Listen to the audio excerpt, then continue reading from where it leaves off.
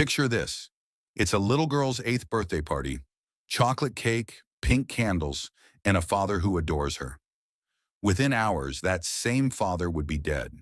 Within days, that innocent child would be drugged, tortured, and locked away in a psychiatric prison, all because she witnessed something she was never supposed to see. This isn't fiction.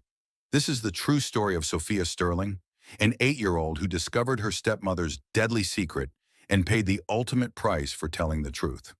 What you're about to hear will shock you, break your heart, and ultimately restore your faith in the power of human resilience. From a millionaire's mansion to the basement of a psychiatric hospital where children disappear forever. From corrupt judges to experimental brain surgery designed to erase memories. This is a story of how evil can hide behind a beautiful smile, and how sometimes the most broken people become the strongest warriors. But I'm warning you, once you start listening to Sophia's journey, you won't be able to stop. Because this isn't just about one girl's fight for survival. It's about a conspiracy so vast and cruel that it will change everything you think you know about the systems designed to protect children. The chocolate birthday cake sat perfectly centered on the marble kitchen island. 8 pink candles flickering in the late afternoon sunlight that streamed through the floor-to-ceiling windows of the Sterling mansion. Sophia Martinez Sterling, her dark hair tied back with a ribbon that matched her new dress, took a deep breath and closed her eyes tight. "Make a wish, sweetheart," her father Richard Sterling said, his arm wrapped around her small shoulders. At 45, Richard was still handsome in the way that successful businessmen often are. Silver threading through his dark hair, laugh lines around his eyes that spoke of a man who genuinely enjoyed his life and the people in it. Victoria Sterling stood across the kitchen island, her manicured hands folded precisely as she watched the scene with what appeared to be maternal warmth. At 34, she was strikingly beautiful in an calculated way. Blonde hair that never seemed out of place, green eyes that could shift from loving to calculating in the space of a heartbeat, and a smile that had charmed Richard into marriage just 2 years earlier. "I wish," Sophia began, then stopped and giggled. "No, I can't tell you or it won't come true." "Smart girl," Richard laughed, ruffling her hair. "Just like your mother was." Victoria's smile flickered for just a moment at the mention of Richard's first wife, Maria Martinez, who had died in a car accident when Sophia was 4. The insurance settlement from that accident had been substantial, though Victoria had never mentioned knowing about it until after she and Richard were married. Sophia blew out all 8 candles in one breath, and the small gathering applauded. Besides her parents, there was Tommy Martinez, her 16-year-old half-brother, who was home from boarding school for the weekend, Mrs. Patterson from next door, and Dr. Samuel Ross, the family physician who had been treating Richard for what he claimed was stress-related heart palpitations. "What did the birthday girl wish for?" Dr. Ross asked, cutting himself a generous slice of cake. "She can't tell," Tommy said protectively. "That's the rule." Victoria's phone buzzed against the granite counter. She glanced at the screen, and Richard noticed her expression change slightly. "Everything okay, honey?" Richard asked. "Just work," Victoria replied smoothly, sliding the phone into her designer purse. "Marcus wants to discuss some pharmaceutical contracts." What Richard didn't see was the text message that had made Victoria's pulse quicken. Timeline moved up. Board meeting scheduled for Friday. Need confirmation of asset transfer by end of week. The party continued for another hour with Sophia opening presents and laughing at Tommy's increasingly ridiculous jokes. But Victoria found herself checking her phone repeatedly, and when she thought no one was looking, she stepped into the hallway to make a quiet call. "Marcus, it's me," she whispered into the phone. "Yes, I saw your message. Friday is too soon. Richard is still asking too many questions about his medication. I understand the board is impatient, but we can't rush this. One mistake and everything falls apart." She paused, listening to her brother's voice on the other end. "The girl is not a problem. She's 8 years old. By the time this is over, she'll be too traumatized to remember details. And even if she does, who's going to believe a grieving child over medical professionals? Yes, I've already spoken to Dr. Ross about the psychological evaluation protocols. Everything is in place." Shiro. Victoria ended the call and returned to the kitchen, where Richard was helping Sophia carefully wrap leftover cake for Tommy to take back to school. "Sorry about that," Victoria said, her voice bright with false cheer. "Work emergency." "On Sophia's birthday?" Richard frowned. Can't the pharmaceutical world survive one evening without you? Apparently not, Victoria laughed, but there was an edge to it that made Sophia look up from her cake wrapping. That night, after Tommy had returned to school and the neighbors had gone home, Sophia lay in her canopy bed, listening to the sounds of the house settling around her. Through the heating vents, she could hear her parents talking in their bedroom down the hall. "I'm worried about you, Richard," Victoria was saying. "You've been so tired lately, and Dr. Ross said your blood pressure readings have been concerning." "I feel fine," Richard replied. "Better than I have in months, actually. But that's exactly what worries me. Sometimes people feel better right well, before their condition worsens significantly." Sophia frowned. Her father seemed perfectly healthy to her. He'd been playing tennis twice a week, working his usual long hours at Sterling Tech Solutions, and had even started talking about taking the family to Europe for Christmas. "Maybe you should let me handle more of the business decisions," Victoria continued, "just until you're feeling stronger. I've been learning so much about the tech industry, and with my pharmaceutical background, I could help bridge the gap between your companies." "Victoria, I appreciate the concern, but I'm not an invalid. Sterling Tech is my life's work, and I want to help protect that work for Sophia's future." The conversation continued, but Sophia's 8-year-old attention span had reached its limit.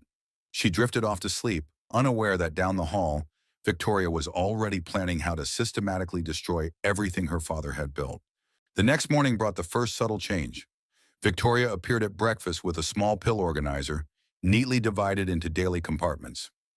"Dr. Ross wants you to start taking these supplements," she told Richard, setting the organizer beside his coffee cup. "Vitamins, omega-3 fatty acids, something for your heart. He said they'll help with the stress symptoms." Richard picked up one of the large capsules and examined it. "This seems like a lot of pills for someone who feels fine." "Prevention is better than treatment," Victoria said firmly. "Besides, what's the harm in taking vitamins?" Sophia watched her father reluctantly swallow the pills, washing them down with orange juice that Victoria had freshly squeezed.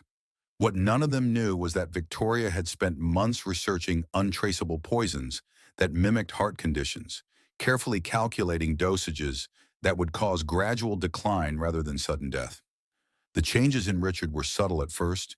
He complained of feeling tired after lunch, started forgetting small details about meetings, and began experiencing heart palpitations that sent him to Dr. Ross's office twice a week.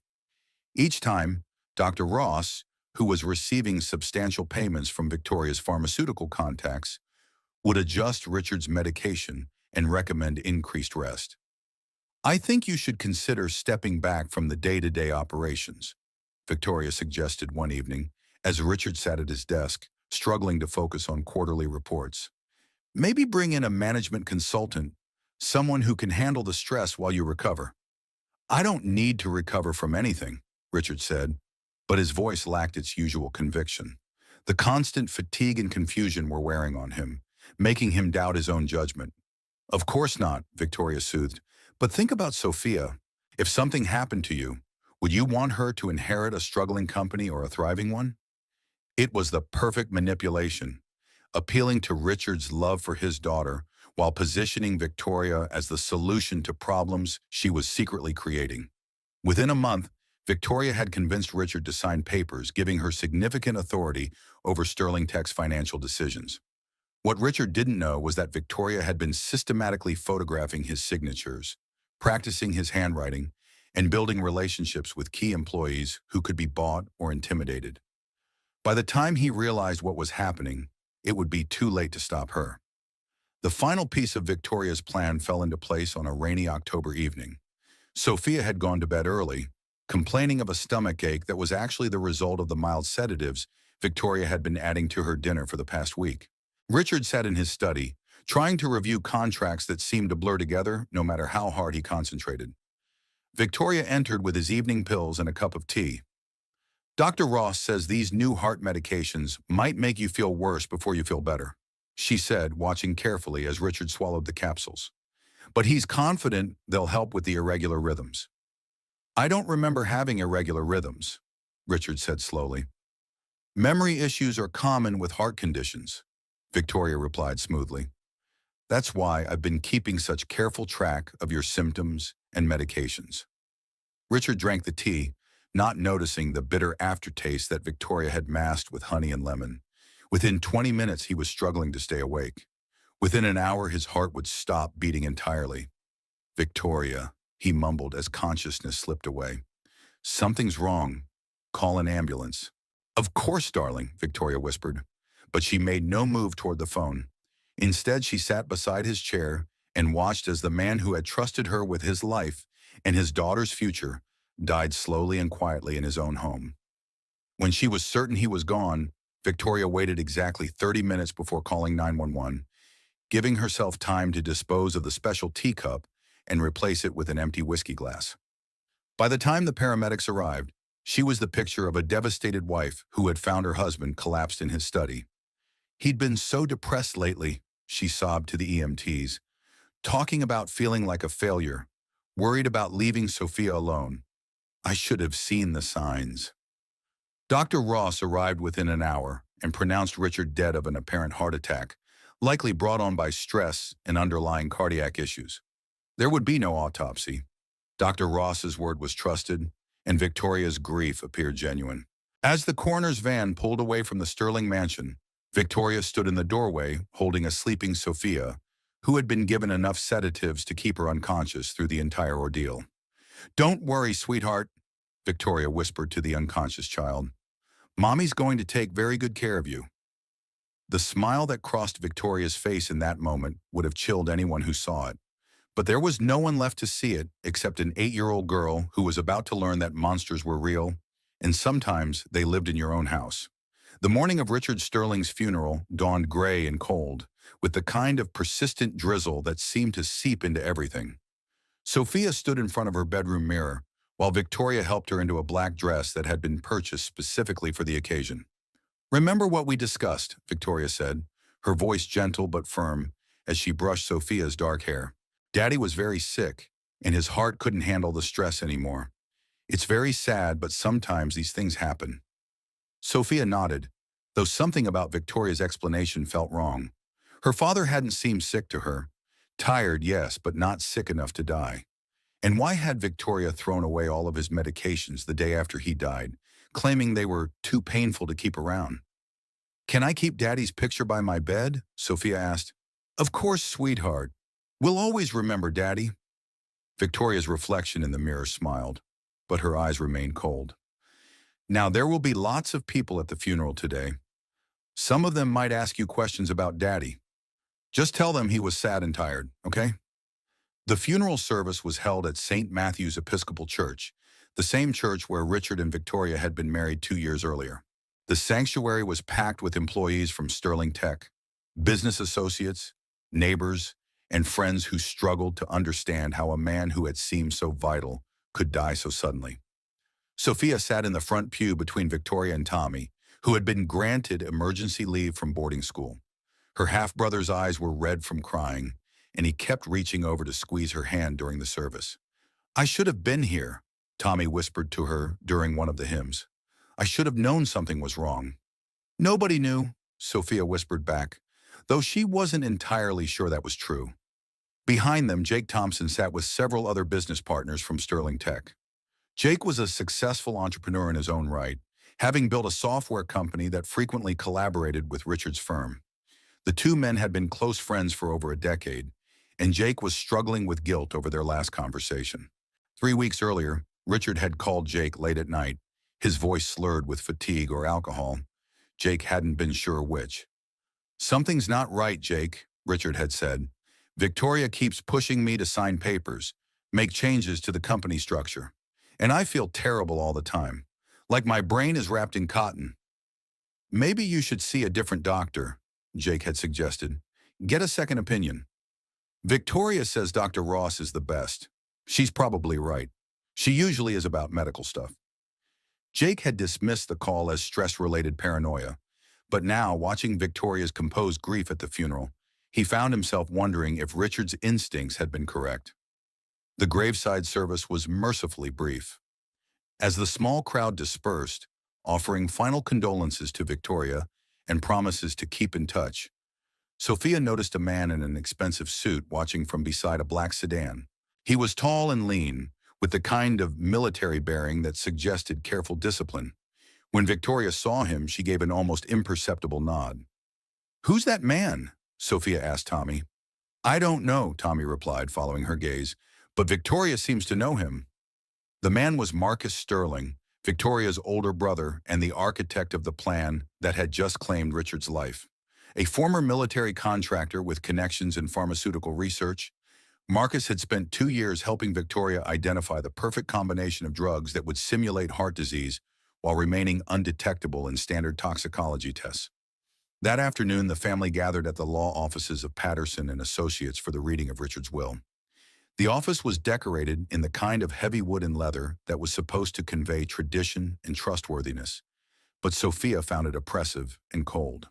Attorney Patterson, a thin man with wire-rimmed glasses and nervous habits, cleared his throat repeatedly as he prepared to read the document. "The last will and testament of Richard Sterling is quite comprehensive," he began, his voice formal and detached. "Mr. Sterling was very specific about his wishes regarding both his personal assets and his business interests." Victoria sat with perfect posture, her hands folded in her lap and her expression appropriately solemn. But Sophia noticed that her stepmother's fingers were tapping silently against her purse, a nervous habit Victoria usually controlled better. "To my beloved daughter, Sophia Martinez Sterling," Patterson read, "I leave controlling interest in Sterling Tech Solutions, currently valued at approximately $52 million, to be held in trust until her 21st birthday." Sophia's eyes widened.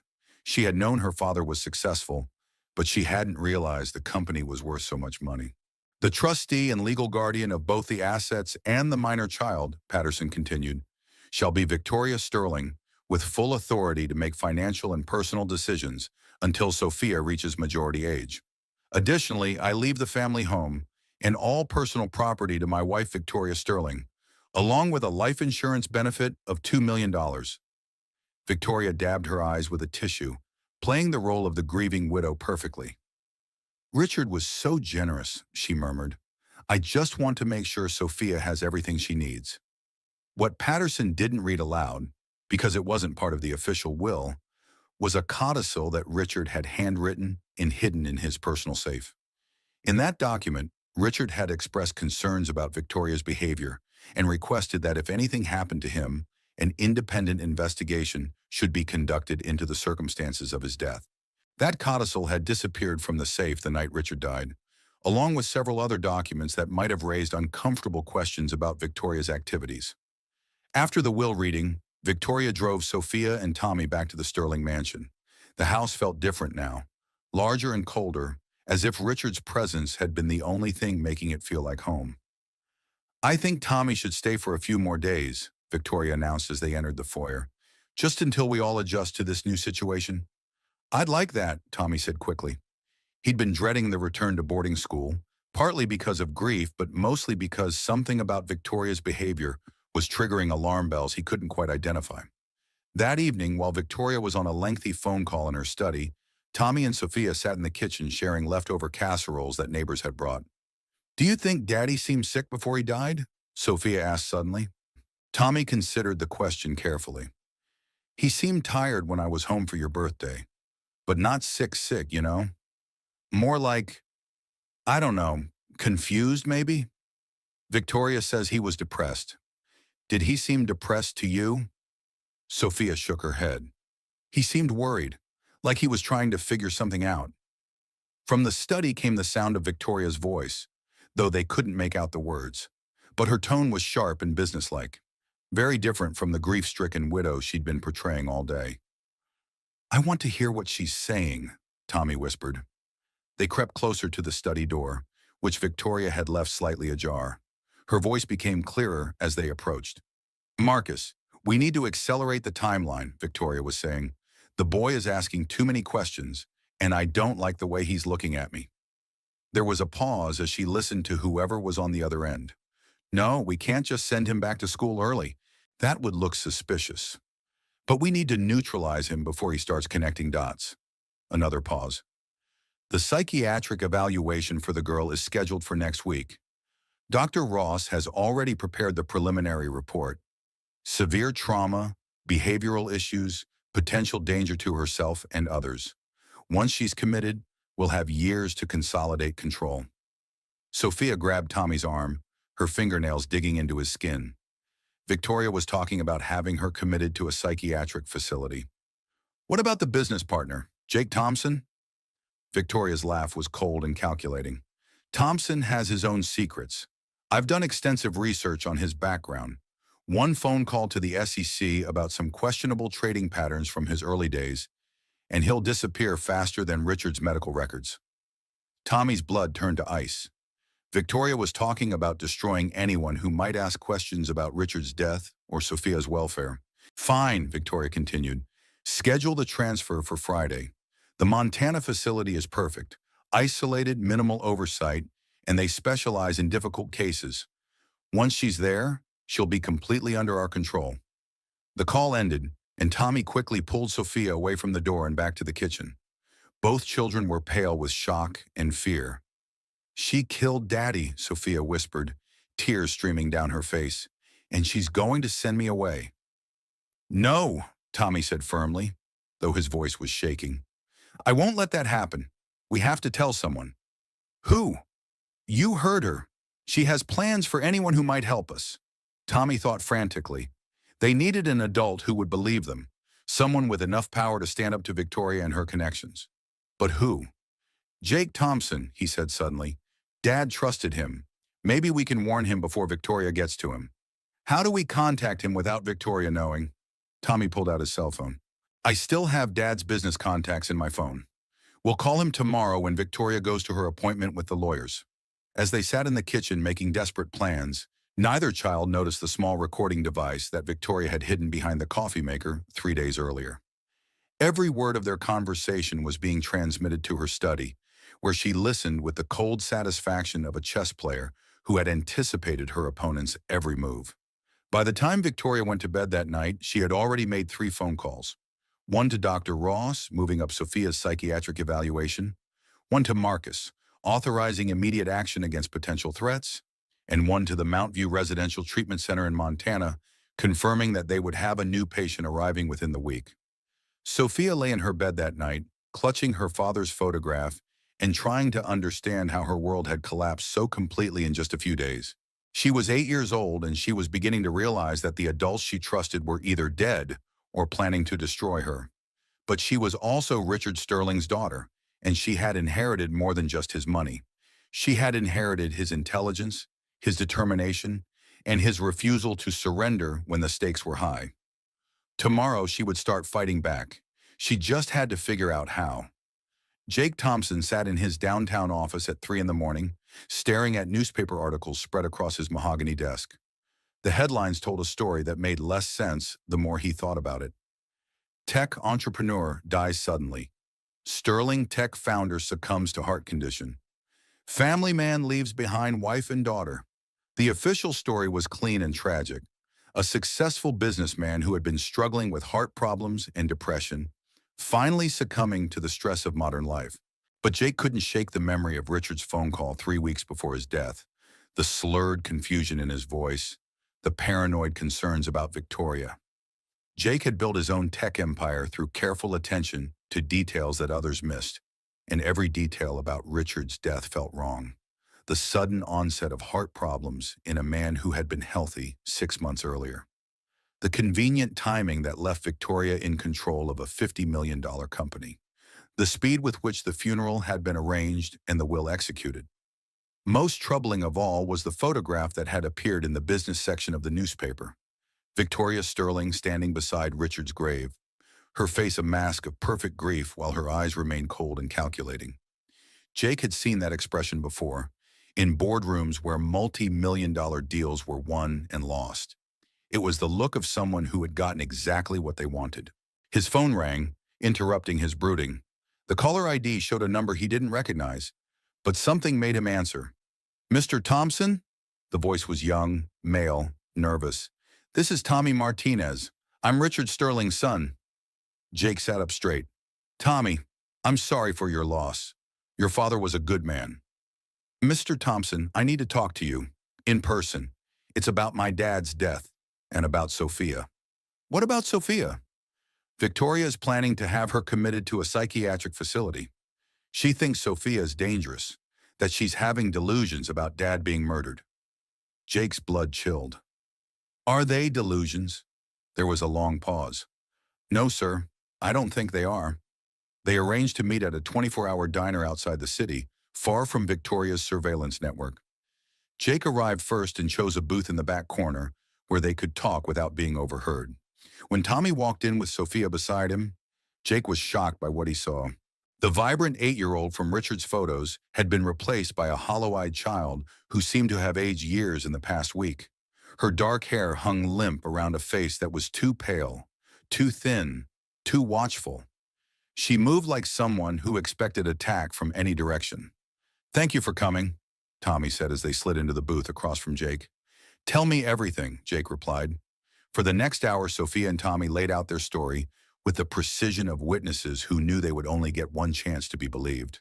The gradual changes in Richard's health, the mysterious pills Victoria had been giving him, the overheard phone conversations about accelerating timelines and neutralizing threats. "She has a brother named Marcus," Tommy explained. "He was at the funeral, but he stayed in the background. From what we overheard, he's been helping her plan this whole thing." And you're sure she's planning to have Sophia committed?" "The appointment is tomorrow morning," Sophia said quietly.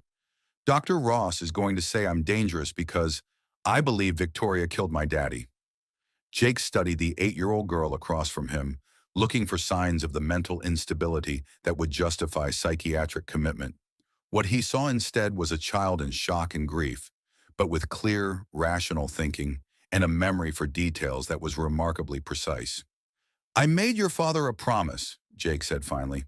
"Right after you were born, Sophia. He asked me to watch out for you if anything ever happened to him. I think he knew even then that he might need backup." "Will you help us?" Tommy asked. "Yes," Jake said without hesitation. "But we need to be smart about this. Victoria has money, connections, and legal custody. If we move too fast or make mistakes, she'll bury all the evidence and have Sophia locked up where we can't reach her." Jake outlined his plan. He would file for emergency guardianship based on concerns about Victoria's fitness as a parent. His lawyers would request an independent psychiatric evaluation for Sophia, conducted by doctors who weren't connected to Victoria's network. Meanwhile, they would gather evidence of Victoria's financial motives and any connections to Richard's death. "This is going to take time," Jake warned. "Maybe weeks. Can you hang on that long?" "We don't have weeks," Tommy said urgently. "The commitment hearing is scheduled for tomorrow afternoon." Jake's expression hardened. "Then we'll have to accelerate our own timeline." He made a series of phone calls while the children ate pancakes neither of them really wanted. Emergency motions to family court, requests for protective custody, appeals to judges who owed him favors from years of charitable donations and political support. By dawn, Jake had assembled a legal team that included 2 of the city's most respected family law attorneys and a child psychologist who specialized in trauma cases. The emergency hearing was scheduled for 10 a.m., just 2 hours before Victoria's planned commitment proceeding. "Get some sleep," Jake told Tommy and Sophia as he drove them to a hotel room he'd rented under an assumed name. "I'll pick you up at 8:30. But none of them slept. Victoria had discovered their absence and was systematically activating every resource at her disposal to locate them and destroy Jake's intervention. At 7 a.m., Jake's phone rang. The voice on the other end was silk over steel. "Mr. Thompson, this is Victoria Sterling. I understand you've been interfering with my family's private medical decisions." "Mrs. Sterling, I'm simply concerned about Sophia's welfare." "Your concern is misplaced and potentially criminal. Kidnapping is a serious federal offense. I haven't kidnapped anyone. I've provided shelter for children who asked for help." Victoria's laugh was like breaking glass. "Have you checked your email this morning, Jake? I think you'll find some interesting documents waiting for you." Jake's laptop chimed with an incoming message. The attached files made his stomach drop to his feet. SEC investigation documents from 10 years earlier, detailing suspicious trading patterns in his early investments. Trades that had netted him his first million, but skirted dangerously close to insider trading violations. The evidence was damning and comprehensive. Bank records, communication logs, testimony from former employees who had been carefully coached to remember events in ways that supported the fraud narrative. If these documents were released to federal investigators, Jake would face criminal charges that could result in 10 years in prison. Impressive research, Jake said, his voice steady despite the panic racing through his system. I'm very thorough when it comes to protecting my family, Victoria replied. Now I'm going to make this very simple. You will return my stepdaughter immediately and withdraw any legal motions you filed. In exchange, these documents remain private and you keep your freedom. And if I refuse, then by tomorrow morning, you'll be under federal investigation for securities fraud. Your assets will be frozen, your business will be destroyed, and you'll spend the next decade in a federal penitentiary. The line went dead. Jake stared at his laptop screen, watching his past mistakes scroll by in devastating detail. He thought about Richard's trust, Sophia's desperate eyes, and the weight of promises made to dead friends. He also thought about 10 years in federal prison, his company destroyed, his reputation in ruins. At 9:15 a.m., Jake's lawyers received a one-line email. Withdraw all motions. Client no longer wishes to pursue guardianship. When the hotel room door opened at 9:30, it wasn't Jake who entered. It was two orderlies from the Psychiatric Evaluation Center, accompanied by a police officer who looked deeply uncomfortable with his assignment. Sophia Sterling? The larger orderly asked. We're here to escort you to your appointment. Tommy stepped protectively in front of his sister, but the police officer shook his head. Son, don't make this harder than it has to be. We have legal orders. As they loaded Sophia into the van, she pressed her face to the window and searched desperately for any sign of Jake Thompson. But his black sedan was nowhere to be seen. Like every other adult who had promised to help her, he had chosen his own safety over her life. The betrayal hit Sophia like a physical blow, but it also crystallized something hard and bright in her chest. If the adults wouldn't save her, she would have to save herself. She was 8 years old and she was about to learn that sometimes the only person you can trust is the one looking back at you in the mirror.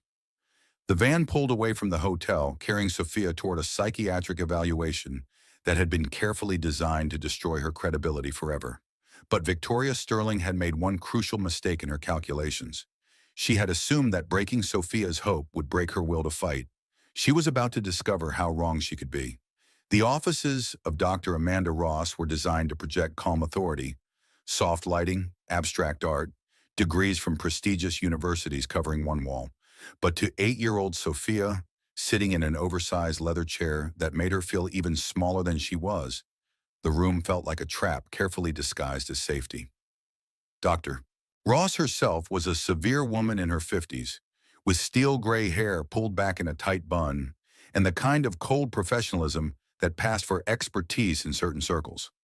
What Sophia didn't know was that Dr. Ross had lost her license to practice in 2 other states for falsifying psychiatric evaluations, and that Victoria Sterling was paying her $50,000 to produce a specific diagnosis. Now, Sophia, Dr. Ross said, her voice honey-sweet with false concern, your stepmother tells me you've been having some very upsetting thoughts since your father died. I haven't been having thoughts, Sophia replied carefully. I've been remembering things. Sometimes when we're very sad, our memories can play tricks on us. Grief can make us remember things that didn't really happen, or make us think ordinary things are more scary than they really are. Sophia studied the doctor's face, looking for any sign of genuine interest in the truth. She found none. My daddy wasn't sick before he died, Sophia said. Victoria gave him pills every day that made him tired and confused. Dr. Ross made a note on her clipboard. Victoria tells me you've been very angry with her since your father's death. Sometimes children blame their parents when bad things happen, even when it's not anyone's fault. She's not my parent. She killed my daddy. That's a very serious accusation, Sophia. Do you understand what it means to say someone killed another person? It means they made them dead on purpose. Dr. Ross made another note, her pen moving quickly across the paper. Sophia couldn't see what she was writing, but she suspected it wasn't a fair representation of their conversation. The evaluation continued for 2 hours, with Dr. Ross asking questions that seemed designed to elicit responses that could be twisted into evidence of mental instability. She showed Sophia inkblot cards and asked what she saw. She had Sophia draw pictures of her family and then interpreted normal childhood art as signs of violent ideation. Most insidiously, She repeatedly suggested alternative explanations for Sophia's memories, gradually trying to convince the child that her own experiences were unreliable.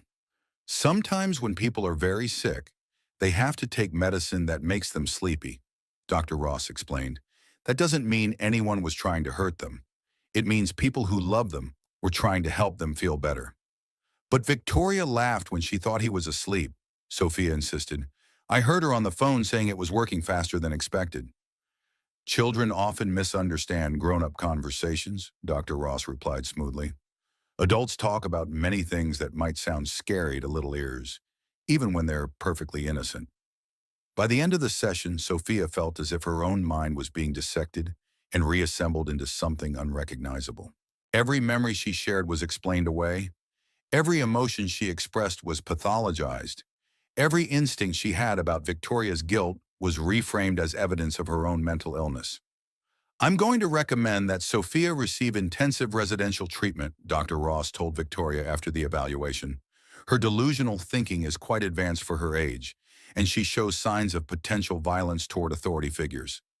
Victoria dabbed her eyes with a tissue, playing her role perfectly. I just want what's best for her. If you think residential treatment is necessary, I do. The facility I have in mind specializes in childhood trauma and behavioral disorders. They have excellent success rates with cases like Sophia's. What Dr. Ross didn't mention was that Sunrise Valley Treatment Center in Montana was owned by a pharmaceutical company that paid her substantial consulting fees. What she also didn't mention was that treatment at Sunrise Valley often involved experimental drug protocols that weren't approved for use in children. The commitment hearing that afternoon was a formality. Judge Patricia Hayes, who had received substantial campaign contributions from pharmaceutical companies, barely looked at Sophia as she sealed her fate. Based on the psychiatric evaluation in the guardian's testimony, Judge Hayes intoned, I hereby order Sophia Sterling to be transferred to Sunrise Valley Treatment Center for residential psychiatric treatment, duration to be determined by medical necessity. Sophia sat between two court-appointed advocates who had met her 15 minutes before the hearing and who made no effort to challenge the proceedings. As the gavel fell, she felt something inside her break. Not her spirit, but her faith in the justice system that was supposed to protect children like her. Victoria leaned over and whispered in her ear, I told you no one would believe a crazy little girl. The transport to Montana happened the next morning. Sophia was sedated for the journey to prevent her from becoming agitated, according to Dr. Ross's orders, and woke up in a concrete cell that smelled of disinfectant and despair. Sunrise Valley Treatment Center looked like a cross between a hospital and a prison. The windows had bars disguised as decorative metalwork, the doors locked from the outside, and security cameras monitored every common area. The staff wore uniforms that looked medical, but moved with the authority of corrections officers.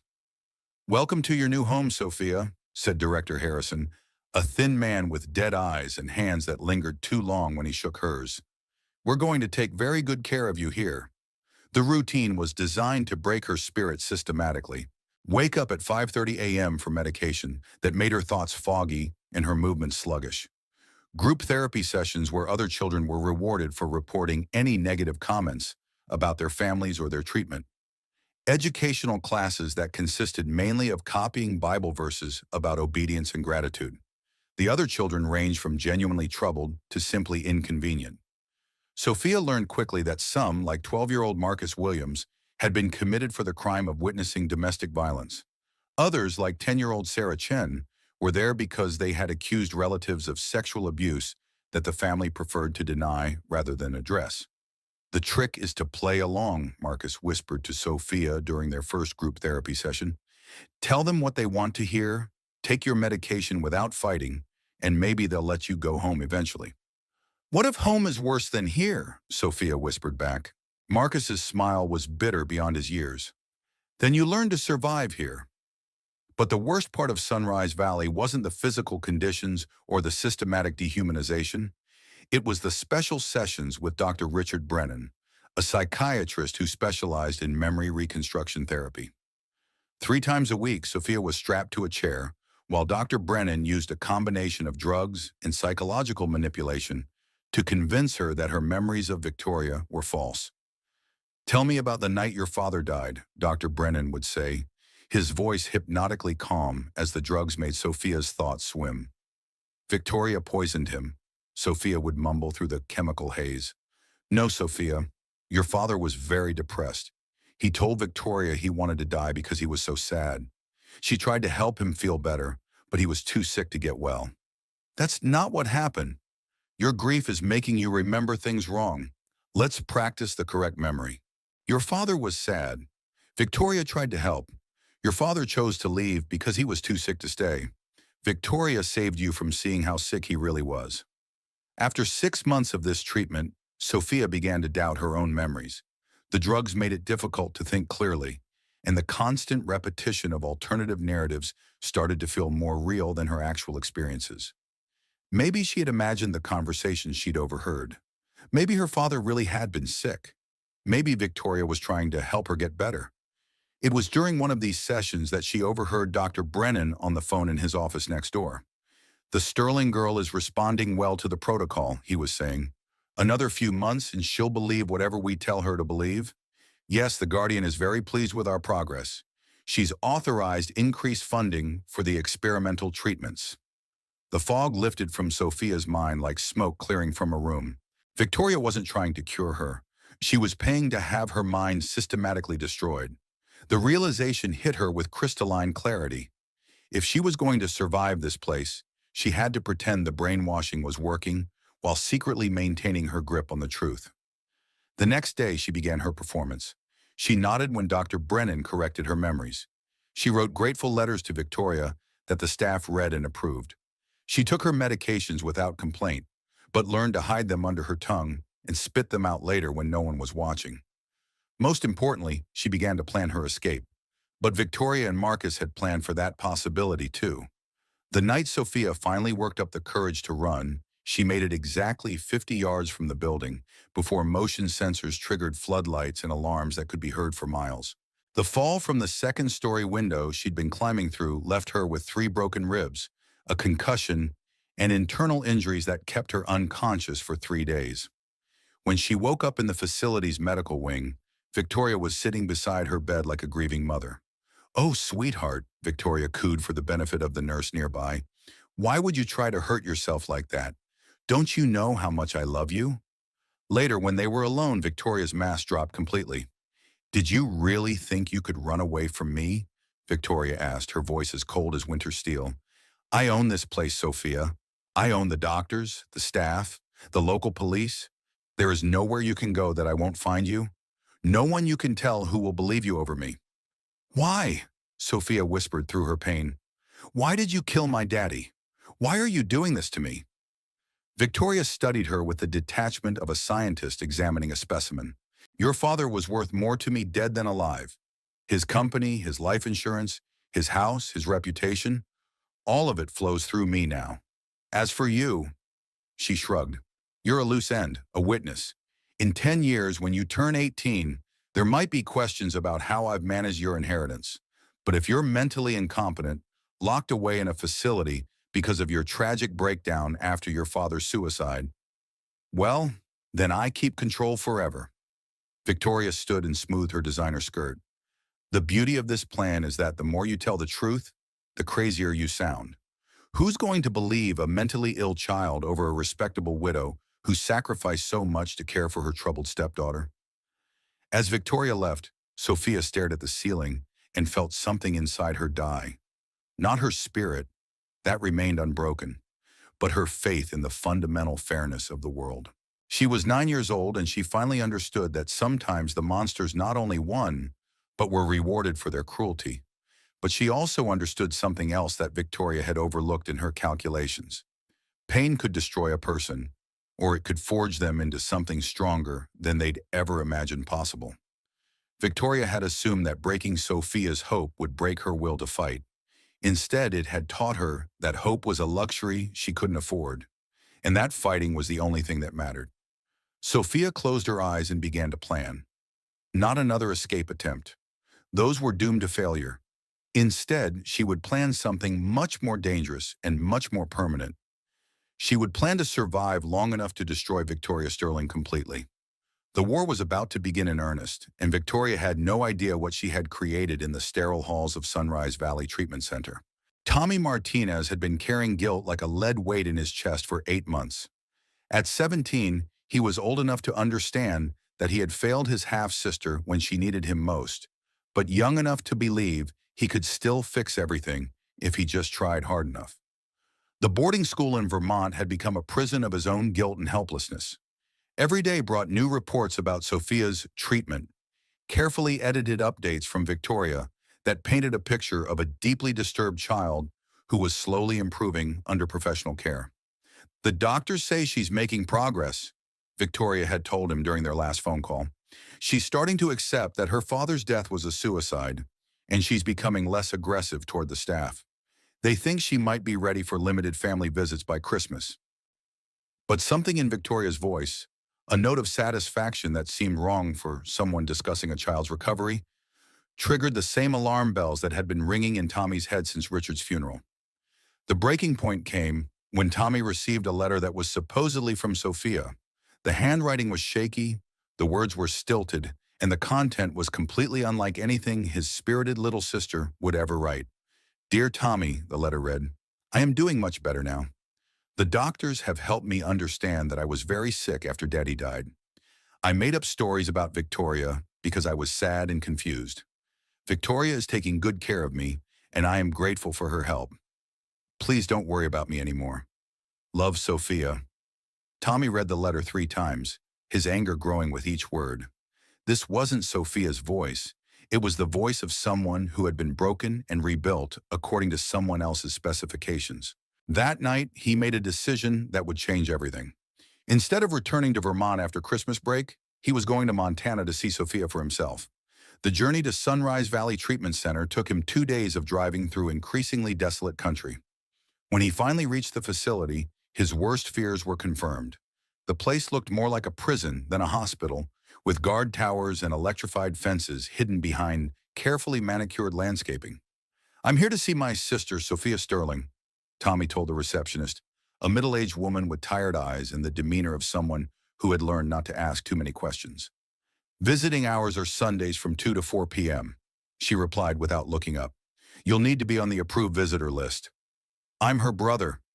"Half-brother," the woman corrected, consulting her computer screen. "I'm sorry, but you're not on the approved list. Only legal guardians can authorize visits for patients in the secure wing." Tommy felt his heart sink. "Can I speak to someone in charge? Maybe if I explain the situation?" "Sir, I'm going to have to ask you to leave. Unauthorized visitors can be very disruptive to our patients' treatment." That evening, Tommy sat in a cheap motel room 6 miles from the facility, planning his next move. If he couldn't get in through official channels, he would have to find another way. The break came when he met Sarah Mitchell, a local waitress at the diner where he was eating dinner.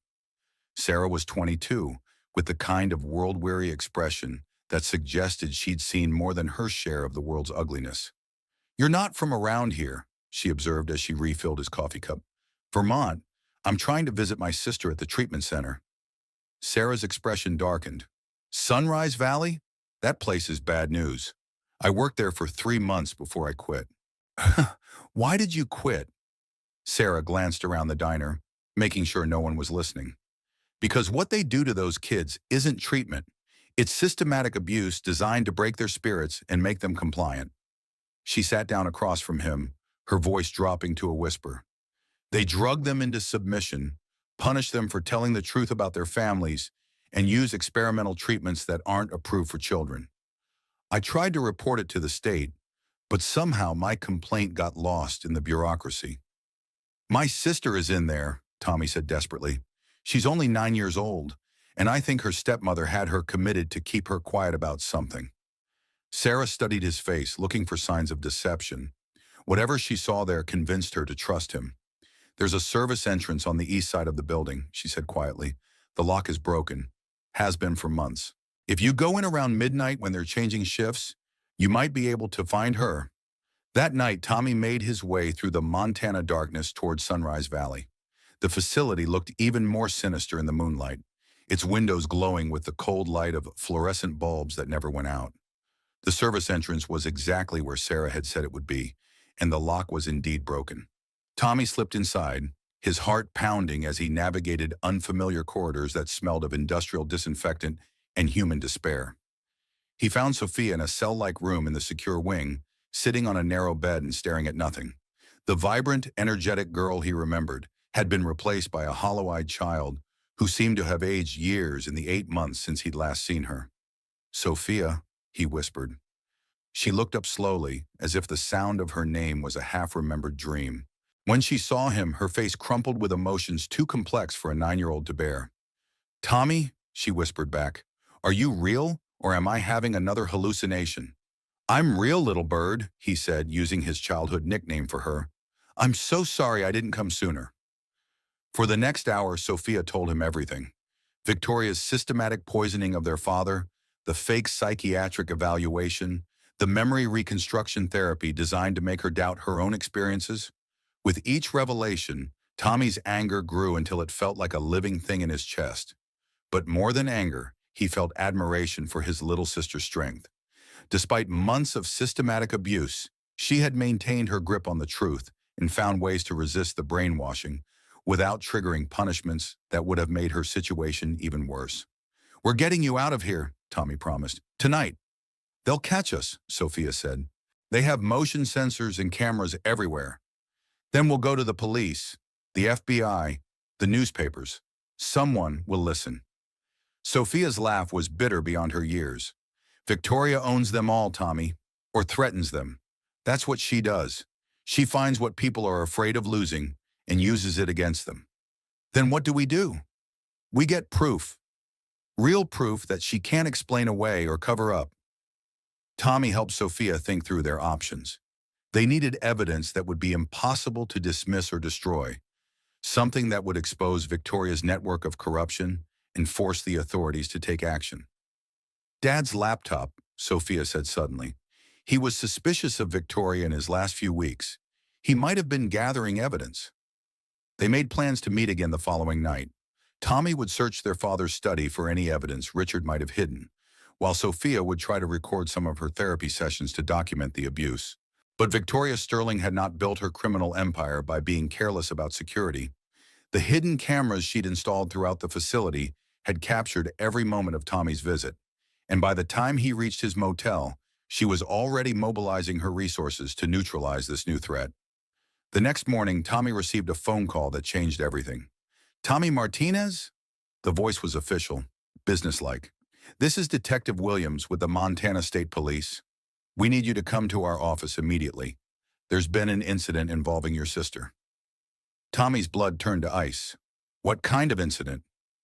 "I'd rather discuss this in person, son. Can you be here within the hour?" The drive to the police station felt like the longest hour of Tommy's life. By the time he arrived, Victoria was already there, dressed in black and dabbing her eyes with a tissue. "Oh, Tommy," she sobbed, throwing her arms around him. "It's so terrible." Sophia tried to hurt herself again. "She's in the hospital, but the doctors aren't sure she's going to make it." Detective Williams was a tired-looking man in his 50s who had obviously dealt with too many family tragedies. "I'm sorry, son. Your sister apparently tried to hang herself in her room last night. The staff found her just in time, but she's in critical condition." Tommy knew immediately that it was a lie. Sophia would never try to kill herself. She was too angry, too determined to prove Victoria's guilt. This was Victoria's way of silencing her permanently while making it look like the tragic end to a mentally ill child's suffering. "I want to see her," Tommy demanded. "Of course," Victoria said quickly. "We'll go to the hospital together. The doctors want to keep her sedated for a few days while they assess the damage." At the hospital, Tommy stared through a window at his sister's unconscious form, surrounded by machines that beeped and hummed with mechanical life. Sophia looked smaller than ever in the hospital bed, her face pale and peaceful in a way that suggested heavy sedation rather than natural sleep. "The psychiatric team thinks this might be for the best," Victoria told him, her voice heavy with false sorrow. "If she survives, she'll need much more intensive treatment, possibly permanent residential care." That night, Tommy sat in his motel room and made the most important decision of his young life. If the authorities wouldn't listen to him, and if Victoria was powerful enough to silence Sophia permanently, Then he would have to find another way to expose the truth. He spent the next week systematically gathering evidence. He broke into Richard's study and found his father's laptop hidden behind a false panel in the basement office. The password was Sophia's birthday, or 18-2015. The laptop was a treasure trove of information. Richard had been suspicious of Victoria's behavior in his final months and had installed hidden recording software on his home security system. The files showed Victoria crushing pills and mixing them into Richard's coffee, recorded phone conversations with Marcus about expediting the timeline, and most damning of all, video footage of Victoria on the phone saying, "The insurance money comes through next week, then we implement phase 2 with the kid." Tommy copied everything to multiple flash drives and uploaded backups to cloud storage accounts.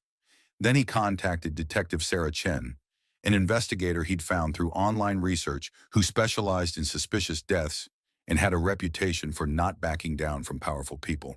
Detective Chen was a sharp-eyed woman in her 40s who listened to Tommy's story without interruption, reviewing the evidence with professional skepticism that gradually transformed into grim determination. "This is solid," she admitted, "but Victoria Sterling has connections, money, lawyers. We need to be careful about how we proceed." Chen outlined a plan that would take weeks to implement properly. She would begin a formal investigation while Tommy maintained normal contact with Victoria. Meanwhile, Sophia would remain in the hospital under protective observation while they built their case. "How long?" Tommy asked. "6 weeks, maybe 8. I know it seems like forever, but we need airtight evidence. Victoria's going to lawyer up the moment she gets wind of this investigation." As Tommy drove back toward Vermont that night, he felt lighter than he had in months. Finally, they were fighting back with real weapons and professional help. Sophia would be safe in the hospital, and soon Victoria would face justice for everything she'd done. He never saw the headlights of Marcus Sterling's truck until they smashed into his passenger door at 70 miles per hour. The crash site told a story of tragic inevitability. A young driver who had fallen asleep at the wheel after an emotional visit with his hospitalized sister, crossing the center line at high speed and hitting a tree with enough force to turn his car into twisted metal. There were no witnesses, no skid marks to suggest he tried to brake, no evidence of foul play that couldn't be explained by a single vehicle accident involving driver fatigue. When Detective Chen arrived at the crash scene 6 hours later, Tommy was barely alive and completely unconscious. The laptop and flash drives were nowhere to be found, and Tommy's phone had been destroyed beyond any hope of data recovery. Victoria appeared at the hospital within hours, playing the role of devastated stepmother to perfection. "Poor Tommy," she sobbed for the nurses and doctors. "He was so upset about Sophia's condition. I think the guilt was eating him alive." In Tommy's hospital room, Marcus stood over the unconscious teenager's broken body and smiled coldly. "Told you I was good at making accidents look real," he murmured to Victoria, "just like Richard's wife all those years ago." Back at the hospital where Sophia lay sedated, Victoria made arrangements for even more intensive treatment. If Tommy recovered, he would face months of rehabilitation for severe brain trauma. If he didn't recover, he would be quietly removed from life support after a suitable period of grieving. Either way, the last person who believed Sophia's story had been eliminated. As Victoria signed papers authorizing experimental brain surgery for her suicidal stepdaughter, she felt the satisfaction of a chess master who had anticipated every possible move. Sophia would survive the operation, but the child who woke up would have no memory of her father's murder or Victoria's crimes. The plan was perfect, elegant, and completely legal. What Victoria didn't anticipate was that sometimes the most broken people refuse to stay broken, and sometimes justice comes from the most unexpected directions. The war was about to enter its final phase, and neither Victoria nor Marcus had any idea what they had unleashed in their quest for the perfect crime. The courtroom in Helena, Montana, felt like a tomb where justice had come to die. Sophia sat between two court-appointed attorneys who had met her exactly 20 minutes before the hearing and who seemed more interested in their fee schedules than in her future. Judge Patricia Hayes presided over the proceedings with the cold efficiency of someone who had learned to see children as case numbers rather than human beings. At 55, Judge Hayes had built her career on pharmaceutical industry donations and had never met a psychiatric commitment she couldn't justify. The court will now hear testimony regarding the mental competency of Sophia Sterling, Judge Hayes announced, her gavel striking the bench with finality. Dr. Amanda Ross took the stand with the confidence of someone who had performed this particular theater many times before. Her testimony was a masterpiece of clinical manipulation, painting Sophia as a dangerous child whose delusions had escalated to life-threatening behavior. Following her brother's tragic accident, Dr. Ross testified, the defendant has shown complete dissociation from reality. She continues to insist that her stepmother murdered her father, despite overwhelming evidence to the contrary. More troubling, she has begun claiming that her brother's accident was also murder and that there is a vast conspiracy designed to silence her. Sophia listened to her own life being dissected and reconstructed into something unrecognizable. Every word she had spoken in therapy was twisted into evidence of madness. Every emotion she had expressed was pathologized. Every instinct she had about Victoria's guilt was presented as proof of her own mental illness.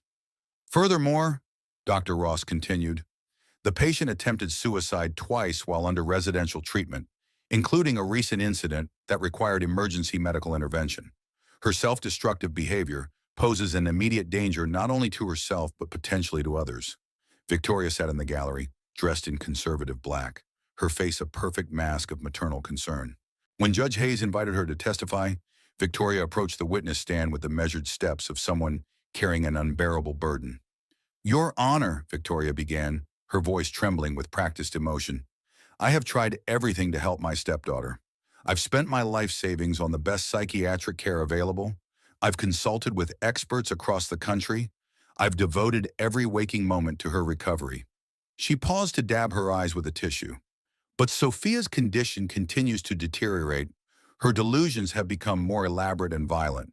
She has threatened staff members, attempted to harm herself repeatedly, and shows no recognition of reality. What is your recommendation, Mrs. Sterling? Judge Hayes asked. With a broken heart, Your Honor, I request that Sophia be transferred to Mountain View State Hospital for long-term psychiatric commitment. She needs intensive treatment that I can no longer provide as a private guardian. Sorianin. Mountain View State Hospital wasn't a treatment facility. It was where Montana sent people it wanted to forget. Built in the 1950s and barely updated since, it housed the criminally insane, the profoundly mentally ill, and the politically inconvenient. Sophia would be its youngest resident in over 30 years. Judge Hayes reviewed the psychiatric reports with the speed of someone who had already made her decision.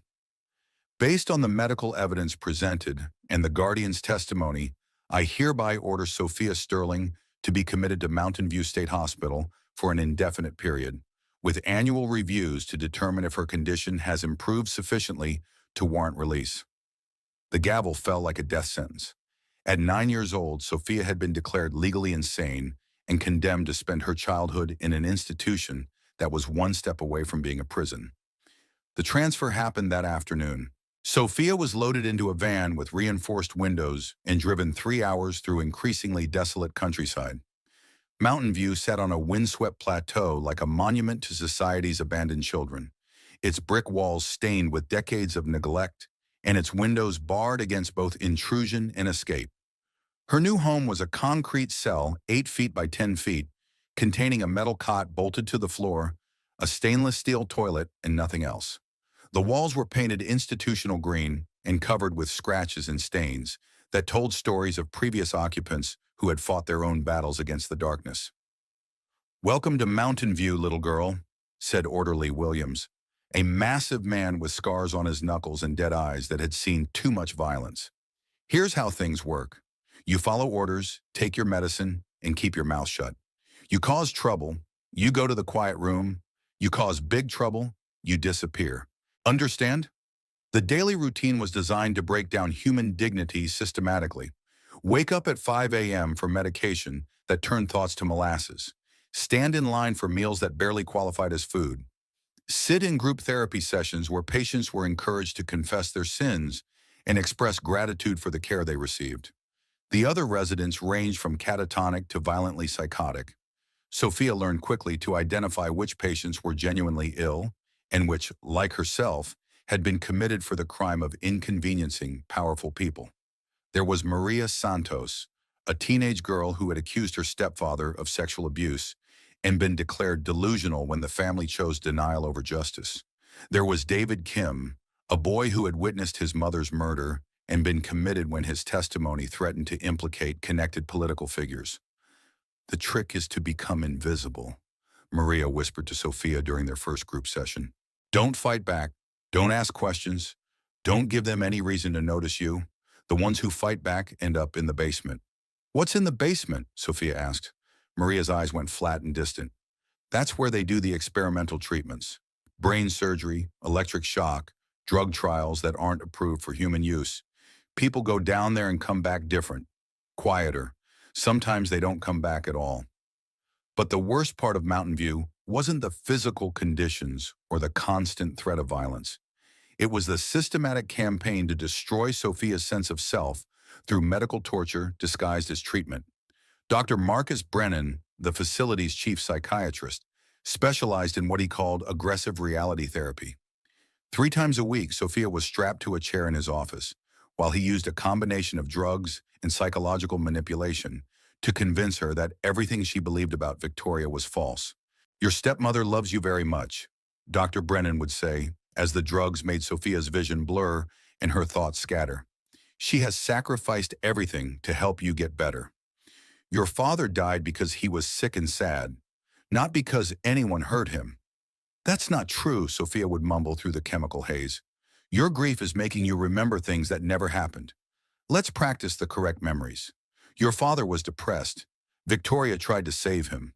He chose to die because he couldn't bear his sadness anymore." The sessions would continue for hours, with Dr. Brennan patiently reconstructing Sophia's memories according to Victoria's preferred narrative. Day by day, week by week, the constant repetition began to erode her certainty about what had really happened. The breakthrough came 6 months into her commitment, when Sophia overheard Dr. Brennan talking to someone on his office phone during one of their sessions. "The Sterling girl is responding well to the enhanced protocol," he was saying. "Another few months and she'll believe whatever we tell her to believe. Yes, the Guardian is very pleased with our progress. She's authorized additional funding for the experimental procedures." Sophia felt like she was drowning in her own drug confusion, but that moment of clarity cut through the fog like a searchlight. Victoria wasn't trying to cure her. She was paying to have her mind systematically destroyed. From that day forward, Sophia began to fight back in the only way available to her. She pretended the brainwashing was working while secretly maintaining her grip on the truth. She took her medication without complaint, but learned to hide the pills under her tongue and spit them out later. She wrote grateful letters to Victoria that the staff read and approved, while planning how she would one day expose every crime Victoria had committed. But Victoria had planned for resistance too. The night Sophia attempted to escape through a bathroom window, she made it exactly 30 yards before motion sensors triggered floodlights and alarms that brought the entire security staff running. The punishment was swift and brutal. Dr. Brennan ordered her transferred to the basement level, where the most dangerous patients were kept in isolation.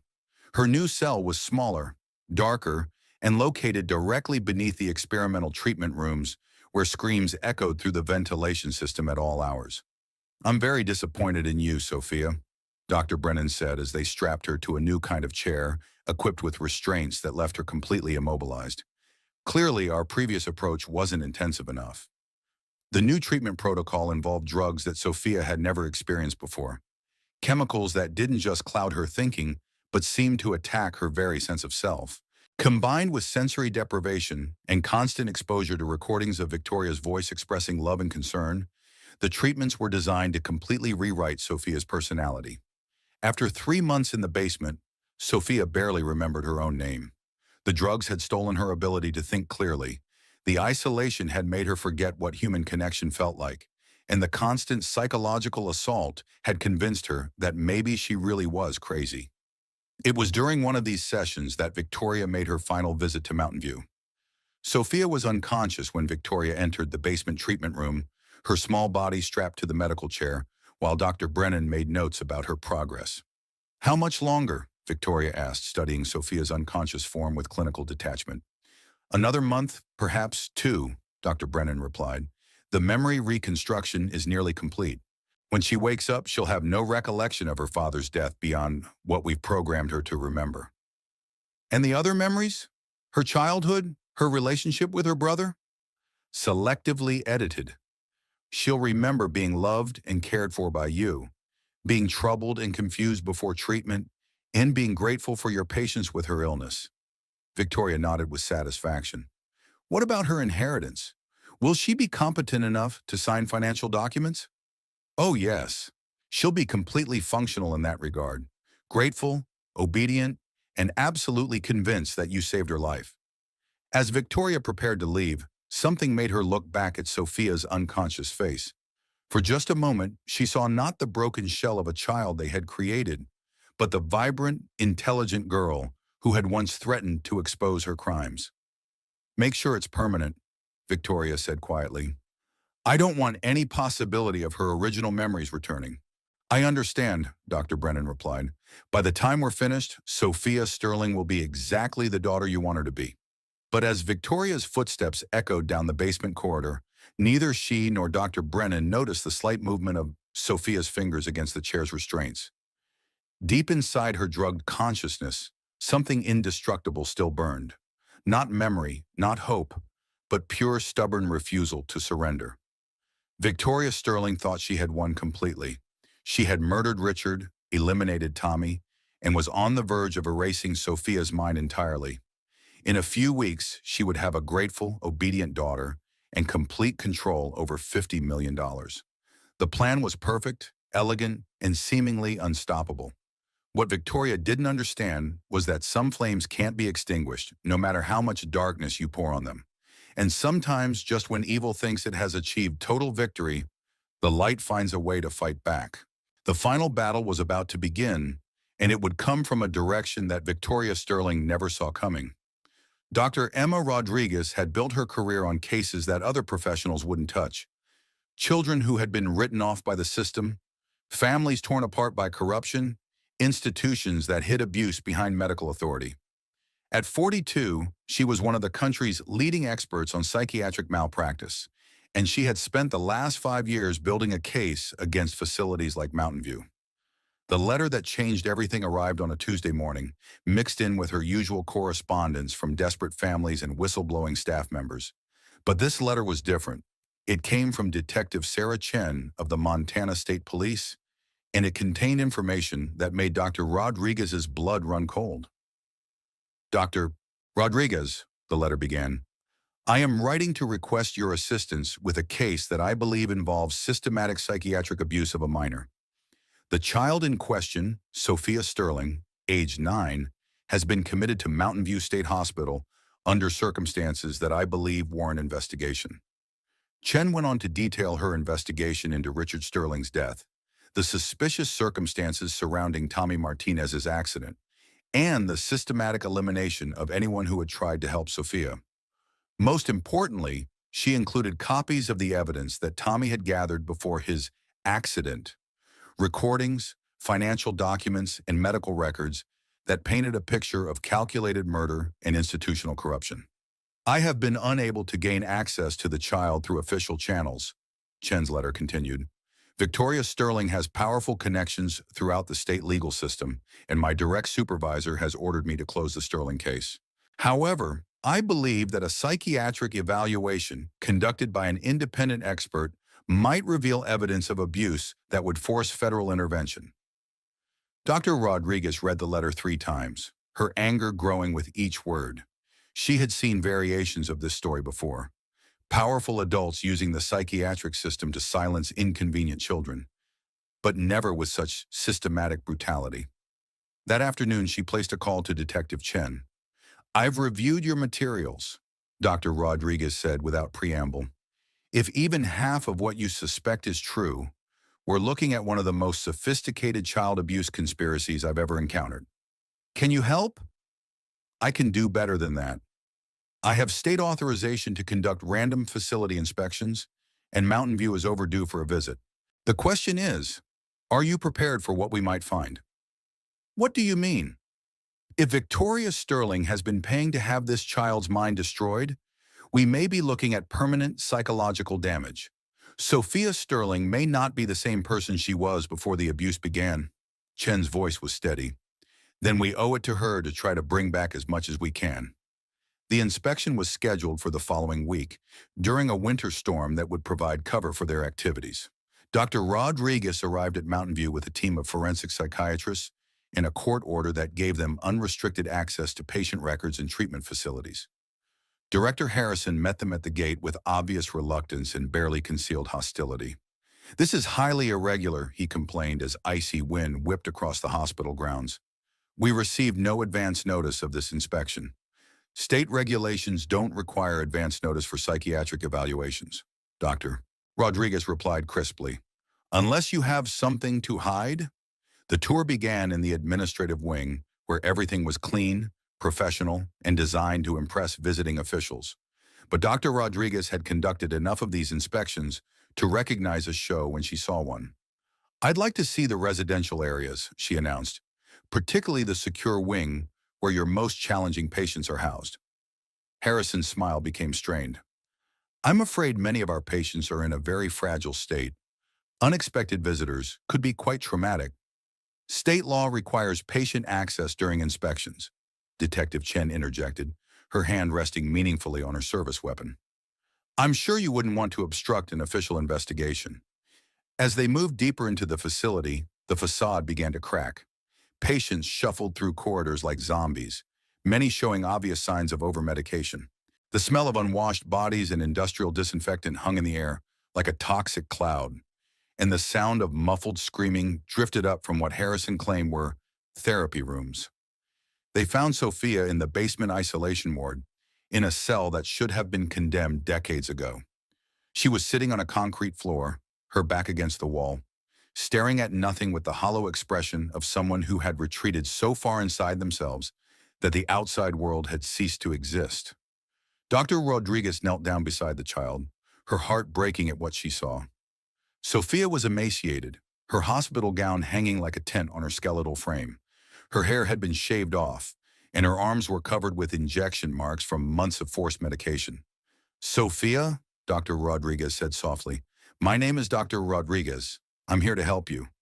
Sophia's eyes moved slowly toward the sound, but there was no recognition in them, no spark of intelligence or hope. The drugs had stolen not just her memories, but her very sense of self. "Can you tell me your name?" Dr. Rodriguez asked. "Sophia," came the mechanical response. "I am grateful for Victoria's care. I was very sick, but the doctors made me better." Dr. Rodriguez felt Detective Chen's hand on her shoulder, and she looked up to see tears in the officer's eyes. This wasn't a child anymore. It was a shell that had been programmed to recite responses that would satisfy her abusers. "We need to get her out of here immediately," Dr. Rodriguez whispered, "and we need to document everything we've seen." The next 6 hours were a whirlwind of activity.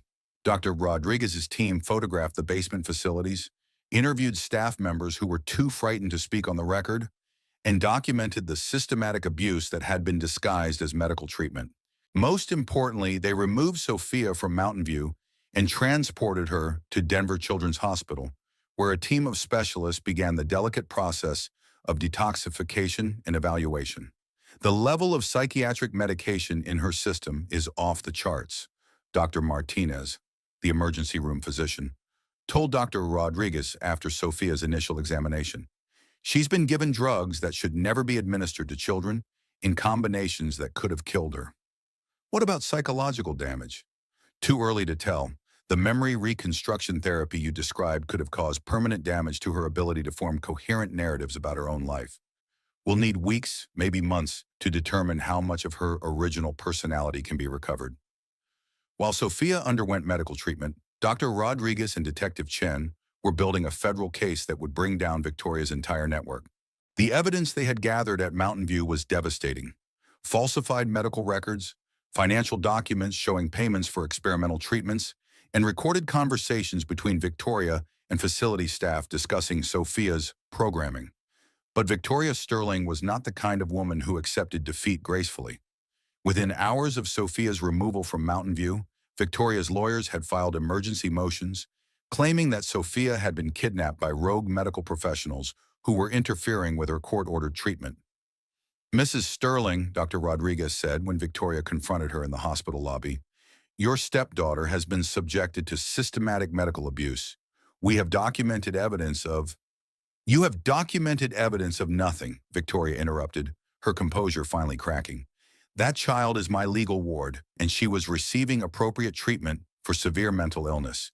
What you've done is kidnapping, and I intend to see you prosecuted to the fullest extent of the law. The FBI disagrees, Detective Chen said quietly, stepping out from behind a pillar where she had been waiting. Agent Rebecca Torres, meet Victoria Sterling. Agent Torres was a woman in her 40s with the kind of steely determination that came from years of fighting corruption at the highest levels. She had been building a case against pharmaceutical companies that profited from institutional abuse, and Victoria's network was exactly the break she had been hoping for. Victoria Sterling, Agent Torres said, producing a set of handcuffs, you are under arrest for conspiracy to commit murder, child abuse, fraud, and racketeering. You have the right to remain silent. Victoria's mask of respectability finally shattered completely. You have no idea what you're dealing with, she snarled as the handcuffs clicked into place. I have judges, prosecutors, politicians in my pocket. This won't stick. Actually, Agent Torres smiled, your brother Marcus has been very helpful in explaining exactly how your operation worked. Turns out he's not as loyal as you thought when faced with federal murder charges. Victoria's face went white. Marcus had been arrested 3 hours earlier at his compound in Wyoming, and when confronted with evidence of multiple murders spanning 5 years, he had broken completely and confessed to everything in exchange for life in prison instead of the death penalty. As Victoria was led away in handcuffs, Dr. Rodriguez returned to Sophia's hospital room. The child was awake but still heavily sedated, her eyes tracking movement but showing no recognition of her surroundings. Sophia, Dr. Rodriguez said gently, my name is Dr. Rodriguez. You're safe now. Victoria can't hurt you anymore. Sophia's lips moved almost imperceptibly. Dr. Rodriguez leaned closer to hear what she was trying to say. Daddy, Sophia whispered, the word barely audible. I want my daddy. It was the first spontaneous response Sophia had given since her rescue, and Dr. Rodriguez felt a surge of hope. Somewhere inside the program's shell, the real Sophia Sterling was still fighting to survive. Your daddy loved you very much, Dr. Rodriguez said softly, and he would be so proud of how brave you've been. Over the following weeks, as the drugs slowly cleared from Sophia's system, fragments of her original personality began to emerge. She remembered her father's laugh, her brother's nickname for her, the birthday party that now seemed like it had happened to someone else. But the memories of Victoria's crimes remained fragmented and confused, mixed with the false narratives that had been systematically implanted through months of psychological torture. It's going to take time, Dr. Rodriguez explained to Jake Thompson, who had finally found the courage to visit Sophia after Victoria's arrest. The human mind has remarkable healing abilities, but what they did to her was designed to be permanent. Jake sat beside Sophia's bed, watching her sleep and struggling with his own guilt over abandoning her when she needed him most. Will she ever be the same? No, Dr. Rodriguez said honestly, but she might become something even stronger. Trauma can destroy a person, but it can also forge them into someone who fights to protect others from experiencing the same pain. As if summoned by their conversation, Sophia's eyes opened. She looked around the room with growing awareness, taking in the clean walls, the natural light from the windows, the absence of bars and restraints. Is it real? She asked, her voice still hoarse from disuse. Or am I dreaming again? It's real, Dr. Rodriguez assured her. You're in Denver Children's Hospital. You're safe. Victoria's in prison, and she can never hurt you again. Sophia processed this information slowly, her face cycling through emotions too complex for a 10-year-old to fully understand. What about Tommy? She asked suddenly. Is Tommy okay? Dr. Rodriguez exchanged a glance with Jake. Tommy had survived his accident but with severe brain trauma that had left him with significant memory loss and physical disabilities. He was in a rehabilitation facility in Portland, slowly learning to walk and speak again. Tommy is alive, Dr. Rodriguez said carefully. He was hurt very badly, but he's getting better. When you're strong enough, we'll arrange for you to see him. Sophia nodded, accepting this news with the strange calm of someone who had learned not to expect happy endings. Dr. Rodriguez, Sophia said after a long pause, what happens to me now? It was a question that would define the rest of Sophia's life, and Dr. Rodriguez chose her words carefully. Now, she said, you get to decide who you want to become. You've survived something that would have broken most adults. You have a choice. You can let what happened to you define your life, or you can use your experience to help other children who are facing the same kind of evil. Sophia considered this for a long moment, her young face serious beyond her years. I want to help other kids, she said finally. I don't want anyone else to go through what I went through. Dr. Rodriguez smiled, seeing for the first time a glimpse of the remarkable woman Sophia might become. Then that's exactly what will help you do. Outside Sophia's window, the Colorado sun was setting over the Rocky Mountains, painting the sky in shades of gold and crimson. Somewhere in the distance, other children were trapped in institutions like Mountain View, suffering abuse that was sanctioned by the very system designed to protect them. But for the first time in over a year, Sophia Sterling was free. And freedom, she was beginning to understand, meant the power to fight back. The federal courthouse in Denver had never seen a case quite like United States versus Victoria Sterling. The charges read like a catalog of human cruelty: conspiracy to commit murder, child abuse, medical malpractice, fraud, racketeering, and operating a criminal enterprise.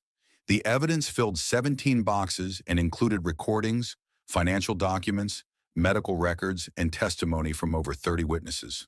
Sophia sat in the front row of the gallery, flanked by Dr. Rodriguez and Jake Thompson, who had been granted temporary guardianship while the legal proceedings played out. At 10 years old, she was too young to testify in person, but her recorded statements to FBI investigators would be played for the jury. The prosecutor, Assistant U.S. Attorney Michael Barnes, was a veteran of white-collar crime cases who had volunteered for this assignment after reading the initial evidence. In his opening statement, he painted a picture of systematic evil that left the courtroom in stunned silence. Ladies and gentlemen of the jury, Barnes began, over the next 2 weeks, you will hear evidence of a conspiracy so calculated and cruel that it challenges our basic assumptions about human nature. The defendant, Victoria Sterling, didn't simply commit murder for money. She built an entire system designed to torture and exploit vulnerable children. He clicked a remote, and Richard Sterling's photograph appeared on a large screen. Richard Sterling was a successful businessman, a loving father, and by all accounts, a man in good health. Within 6 months of marrying Victoria Sterling, he was dead from what appeared to be a heart attack brought on by stress and depression. The next slide showed Sophia's school photo from before her father's death. A bright, smiling child with intelligent eyes and an expression of complete trust in the world around her. Sophia Sterling was 8 years old when her father died. She witnessed suspicious behavior from her stepmother, overheard incriminating conversations, and tried to tell adults what she had seen. For her honesty, she was systematically drugged, psychologically tortured, and held prisoner in institutions that masqueraded as medical facilities. Barnes outlined Victoria's method with clinical precision. Identify wealthy widowers with children from previous marriages, marry them, isolate them from friends and family, then slowly poison them while building a case for their mental instability. After their deaths, the children would be declared mentally ill and committed to facilities where they could be silenced permanently. The evidence will show that Victoria Sterling didn't just murder Richard Sterling, Barnes continued.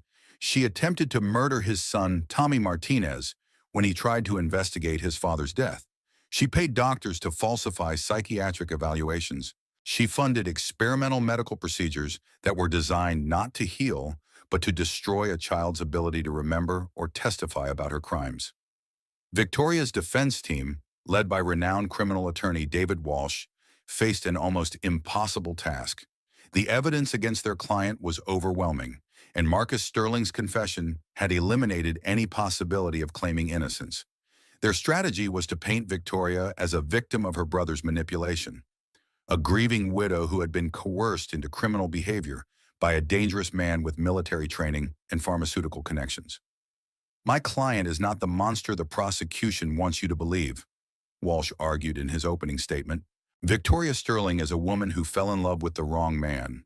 First with Richard Sterling, who was already showing signs of mental illness when she married him, and then with her brother Marcus, who exploited her grief and convinced her to participate in a scheme she didn't fully understand. But as the trial progressed, it became clear that the evidence told a very different story. FBI forensic accountants had traced the financial trail of Victoria's crimes, showing systematic planning that went back years before she ever met Richard Sterling.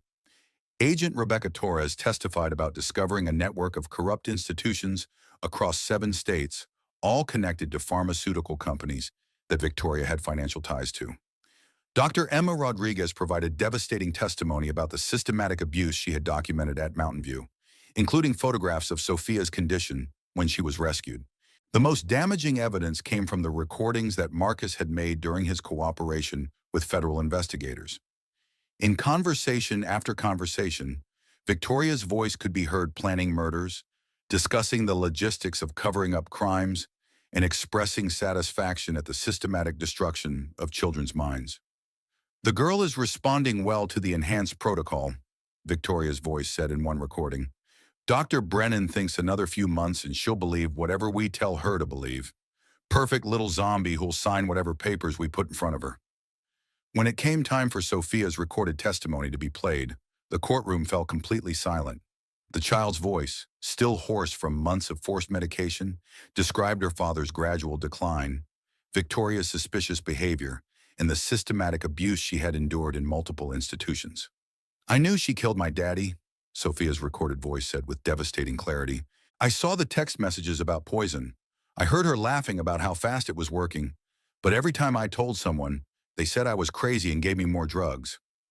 The recording continued for over an hour, with Sophia providing details about the memory reconstruction therapy, the experimental medications, and the constant psychological pressure to renounce her own experiences and accept Victoria's version of events. Victoria sat through the playback with perfect composure, her face a mask of maternal concern. Only someone watching very carefully would have noticed the slight smile that played at the corners of her mouth when Sophia described the most brutal aspects of her treatment. The prosecution's final witness was Tommy Martinez, who had been transported from his rehabilitation facility in Portland specifically to testify. The young man who took the stand bore little resemblance to the confident teenager who had tried to save his sister 2 years earlier. The brain trauma from his accident had left him with significant speech difficulties and memory problems, but his core memories of the events leading up to the crash remained intact. "I found the evidence," Tommy said slowly, struggling with words that had once come easily. "Dad's computer, recordings of Victoria, poisoning him." "What happened to that evidence?" Prosecutor Barnes asked gently. "Stolen. When Marcus ran me off the road." Tommy's hands shook as he spoke. "They tried to kill me because I knew the truth." Victoria's attorney cross-examined Tommy aggressively, trying to suggest that his memories were unreliable due to his brain injury. But Tommy's core testimony remained consistent, and his obvious struggles only made his courage in testifying more compelling to the jury. The defense called only 3 witnesses: a psychiatrist who testified about the effects of grief on childhood memory, a character witness who described Victoria's charitable work before her marriage to Richard, and Victoria herself. Victoria's testimony was a masterpiece of manipulation. She portrayed herself as a loving stepmother who had been overwhelmed by Sophia's severe mental illness and had trusted medical professionals to provide appropriate care. "I love that little girl like my own daughter," Victoria said, tears streaming down her face. "When she started having delusions about Richard's death, I was heartbroken. I tried everything to help her: therapy, medication, residential treatment. I would have done anything to bring back the happy child she had been before the trauma." But under cross-examination, Prosecutor Barnes systematically dismantled Victoria's facade. He played recordings of her conversations with Marcus, showed financial documents proving her profit from Richard's death, and confronted her with evidence of the systematic planning that had gone into her crimes. "Mrs. Sterling," Barnes said, "you've testified that you love Sophia like your own daughter. Is that why you authorized experimental brain surgery designed to destroy her memories?" "I was following medical advice." Medical advice that you paid for? From doctors who were financially dependent on your pharmaceutical investments? Victoria's composure finally cracked. That child was a threat to everything I had worked for, she snarled. She was going to destroy my life with her lies and accusations. I did what I had to do to protect myself. The courtroom erupted in gasps and murmurs. Victoria's own attorney looked stunned as his client destroyed any possibility of sympathy from the jury. So you admit that Sophia's accusations were not lies? Barnes pressed. Victoria realized her mistake too late. That's not what I meant. You authorized the systematic torture of a 9-year-old child because she was telling the truth about your crimes. Isn't that correct? Objection! Victoria's attorney shouted. But the damage was done. In his closing argument, Prosecutor Barnes summarized the case with devastating clarity. Victoria Sterling is not a grieving widow who made mistakes. She is a predator who built a system designed to murder for profit and silence the witnesses through medical torture. The only question for this jury is whether we, as a society, will hold her accountable for crimes that shock the conscience. The jury deliberated for less than 4 hours. When they returned to the courtroom, the forewoman stood and delivered verdicts that would echo through the legal system for years to come. On the charge of conspiracy to commit murder in the first degree, we find the defendant guilty. On the charge of child abuse resulting in serious bodily injury, we find the defendant guilty. On the charge of medical malpractice with intent to cause permanent harm, we find the defendant guilty. The litany continued for 17 separate charges. Victoria Sterling was found guilty on every count. Judge Samuel Martinez, who had presided over the trial with careful attention to both justice and procedure, sentenced Victoria to life in prison without the possibility of parole, plus an additional 200 years for the child abuse charges. Mrs. Sterling, Judge Martinez said as he delivered the sentence, you have committed crimes that represent the worst of human nature, the systematic torture of an innocent child for financial gain. This court can conceive of no punishment that would be adequate to address the suffering you have caused, but we can ensure that you will never again have the opportunity to harm another child. As Victoria was led away in shackles, she turned one final time toward Sophia, who was sitting in the gallery with Dr. Rodriguez and Jake Thompson. For a moment, the mask slipped completely, revealing the cold calculation that had driven her to destroy so many lives.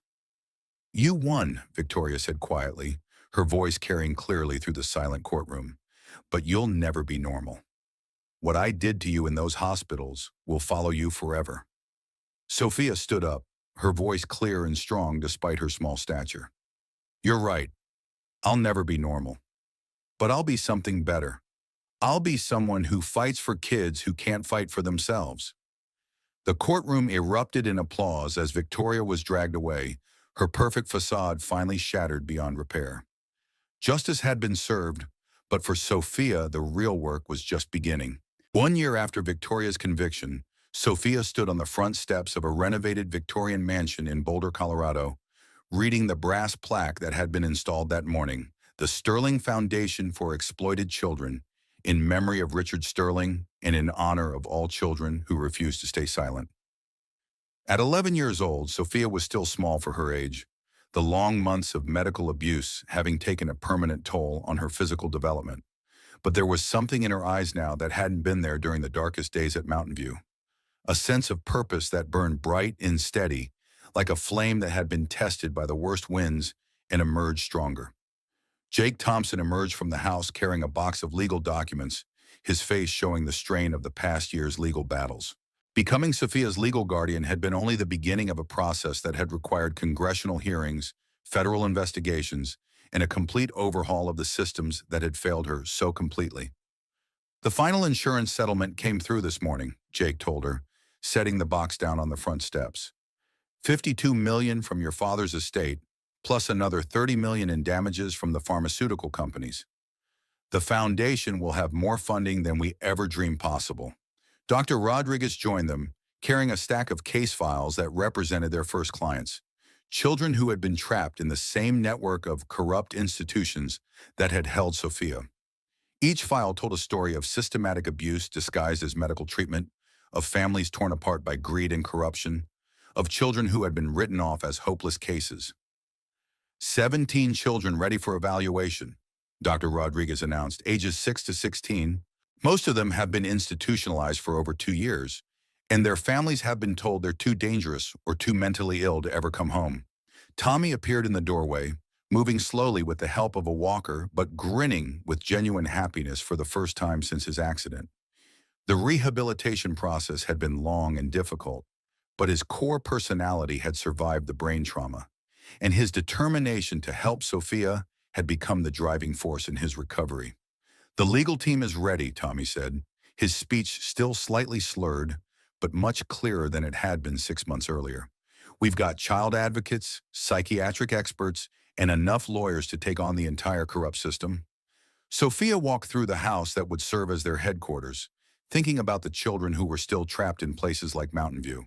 The foundation would provide legal advocacy, independent medical evaluations, and safe housing for kids who had been failed by every institution that was supposed to protect them. But more than that, it would be proof that survivors could become warriors, that the most broken people could become the strongest healers, and that sometimes the most powerful weapon against evil was simply refusing to stay silent.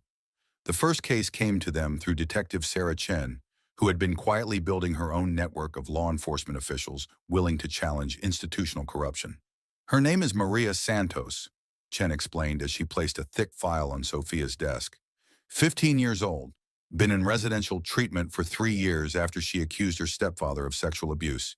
The family had her committed when she refused to recant her story. Sophia studied Maria's photograph. A girl with dark eyes that held the same hollow look Sophia remembered from her own time in the system. Where is she now? Riverside Residential Treatment Center in Utah. Same pharmaceutical company that owned Mountain View. Same experimental drug protocols, same systematic destruction of children's minds. We'll get her out, Sophia said with quiet certainty, and then we'll shut them down. Over the following months, the Sterling Foundation developed a methodology that combined legal advocacy with public pressure and media attention. They would identify children who had been wrongfully committed, gather evidence of institutional abuse, and then launch coordinated campaigns that made it impossible for the corrupt system to ignore them. The first major victory came when they successfully secured the release of 8 children from Riverside, including Maria Santos. The media coverage of their rescue, emaciated children being carried out of what was supposed to be a medical facility, sparked congressional hearings and federal investigations that would eventually shut down the entire network. But the most important moment came when Maria, after months of detoxification and therapy, was able to tell her story publicly for the first time. They told me I was crazy for accusing my stepfather, Maria said during a press conference at the foundation. They said the memories of abuse were delusions, that the drugs would help me accept reality. But the only reality was that powerful people can buy silence, and children's voices don't matter unless someone with money and influence decides to listen. She looked directly into the cameras. The Sterling Foundation listened to me. They believed me. And now my stepfather is in prison where he belongs, and I'm free to tell the truth about what happened to me. The foundation grew rapidly, attracting donations from across the country and support from celebrities, politicians, and child welfare advocates who had been looking for an organization willing to take on the most difficult cases. Within 2 years, they had offices in 8 states and had successfully secured the release of over 200 children from abusive institutions.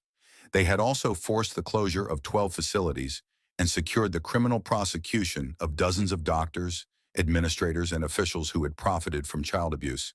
But for Sophia, the most meaningful victory was personal. On a warm spring morning, she received a call that Tommy had been eagerly waiting for. Sophia! Jake's voice was filled with excitement. The Supreme Court just upheld the federal ruling. Every child in institutional care now has the right to independent legal representation, and no psychiatric commitment can be extended without evidence from at least 2 independent medical experts. The Sterling Act, as it had come to be known, was comprehensive legislation that revolutionized how the nation treated institutionalized children. Named in honor of her father, it mandated independent advocacy for every child in residential care, required video monitoring of all therapy sessions, and created federal criminal penalties for officials who profited from child abuse. Dad would be proud, Tommy said, tears in his eyes as he listened to the news reports about the Supreme Court decision. I think he'd be amazed, Sophia replied. When he wrote those letters, he probably never imagined his 8-year-old daughter would end up changing federal law. That evening, at a celebration dinner with their team of lawyers, doctors, and advocates, Sophia reflected on the journey that had brought her to this moment. The frightened child who had been thrown out of her home after her father's funeral had become a force for justice that corrupt institutions across the country had learned to fear. "What's next?" a reporter asked during the brief press conference after dinner. "International expansion," Sophia replied without hesitation. "Child exploitation isn't just an American problem. There are kids suffering in institutions around the world who need advocates." Dr. Rodriguez smiled. "Any concerns about taking on such a massive challenge?" Sophia's answer reflected the wisdom she had gained through surviving the worst that humanity could offer. "Victoria Sterling taught me something important," she said. "She showed me that evil is systematic, organized, and patient. So if we're going to fight it, we have to be more systematic, more organized, and more patient than they are." She gestured toward the assembled crowd of survivors, advocates, lawyers, and medical professionals who had dedicated their lives to protecting children. "Every person in this room is proof that healing is possible, that justice is achievable, and that survivors can become warriors. We are the adults we needed when we were children, and we will continue fighting until every kid has someone who believes their story and fights for their freedom." The applause was thunderous, but Sophia barely heard it. She was thinking about her father's letters, about the promise she had made to turn her pain into purpose. Looking around the room at all the lives that had been changed, all the children who were safe tonight because someone had refused to give up on them, she knew she had kept that promise. The little girl who had been kicked out by her stepmother after her father's funeral had grown up to become exactly what the world needed: a voice for the voiceless, a fighter for the forgotten, and proof that sometimes the most broken people become the strongest healers. 5 years after Victoria Sterling's conviction, Sophia Sterling stood before the United Nations Commission on the Rights of the Child in Geneva, Switzerland. At 16, she had become the youngest person ever to address the Commission on Systematic Child Abuse, and her testimony was being broadcast live to an audience of millions around the world. "Honorable Commissioners," Sophia began, her voice carrying the quiet authority of someone who had survived the worst that institutions could inflict. "I stand before you today not just as a survivor, but as a representative of thousands of children whose voices have been silenced by systems that profit from their suffering." The assembly hall was packed with delegates, child welfare advocates, and journalists from around the world. In the front row sat Tommy, now 23, and walking with only a slight limp, Dr. Rodriguez, Jake Thompson, and Maria Santos, who had become the Foundation's Director of Survivor Services. "The Sterling Foundation has now documented institutional child abuse in 47 countries," Sophia continued. "Children as young as 5 have been drugged into compliance, isolated from their families, and used as test subjects for experimental treatments, all while generating billions in profit for corrupt officials and pharmaceutical companies." She clicked a remote, and photographs appeared on screens throughout the assembly hall. Children in restraints, facilities that looked more like prisons than hospitals, medical records showing systematic drugging of minors for non-medical purposes. These images were taken at facilities that claimed to provide therapeutic treatment for troubled children. What they actually provide is systematic torture designed to break children's spirits and steal their voices. The presentation continued for an hour, with Sophia providing detailed documentation of the global network of corruption that the Sterling Foundation had uncovered. Pharmaceutical companies that funded experimental research on children, government officials who took bribes to ignore abuse reports, medical professionals who falsified psychiatric evaluations to justify profitable treatments. "The Commission has the power to mandate international standards for child protection," Sophia concluded. "But standards without enforcement are meaningless. We need international tribunals with the authority to prosecute child abusers who cross borders to escape justice."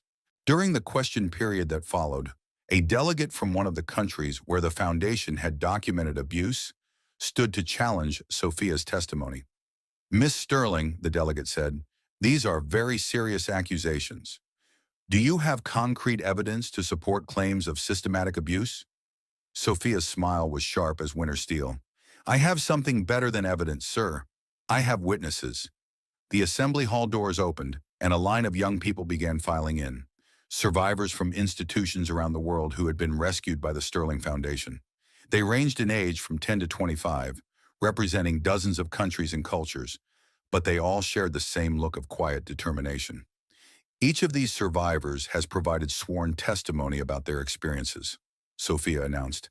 Their stories are documented, verified, and available to any member of this commission who genuinely wants to protect children rather than protect institutions. Hariyenon. One by one, the survivors approached the microphone and shared their stories. A girl from Romania who had been institutionalized for reporting sexual abuse, a boy from Thailand who had been used in pharmaceutical experiments, a teenager from Australia who had been committed for refusing to accept his parents' religious beliefs. The cumulative impact of their testimony was devastating. By the time the last survivor had spoken, several delegates were in tears, and the commission chairman was calling for an emergency session to draft immediate protective measures. That evening, at a reception for child welfare advocates, Sophia found herself reflecting on the journey that had brought her to this moment. The frightened 8-year-old who had been drugged and tortured for telling the truth had become an internationally recognized advocate whose foundation had fundamentally changed how the world approached child protection. Regrets? Dr. Rodriguez asked, joining Sophia on the hotel balcony overlooking Lake Geneva. About what? About losing your childhood. About having to become an adult when you were still supposed to be playing with toys. Sophia considered the question carefully. I think about that sometime, she admitted, but then I remember that my childhood was stolen the night Victoria killed my father. Nothing I could have done would have changed that. But you could have chosen bitterness instead of purpose. Victoria taught me something important about bitterness, Sophia replied.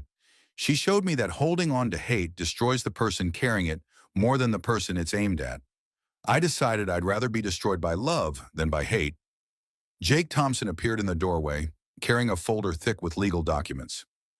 The commission just voted, he announced with obvious satisfaction. Unanimous approval for the International Child Protection Protocol.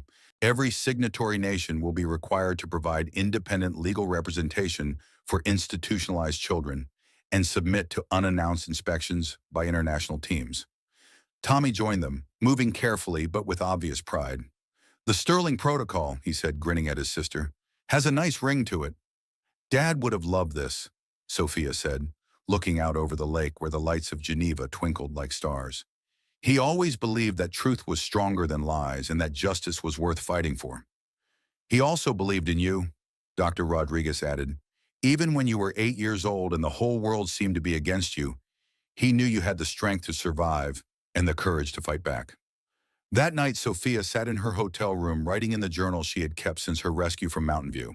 The entries chronicled not just her own healing journey, but the stories of hundreds of children who had found their voices through the Foundation's work. Day 847 since rescue, she wrote. The UN Commission voted to implement international child protection standards today. Victoria always said that nobody would believe a crazy little girl. She was wrong. People believe us now because we learned to make ourselves impossible to ignore. She paused, thinking about Victoria Sterling, who had died in prison 3 months earlier. The official cause was suicide, but Sophia suspected that someone in the prison had decided that justice required more than just life imprisonment. I used to wonder if I would feel satisfaction when Victoria died, Sophia continued writing.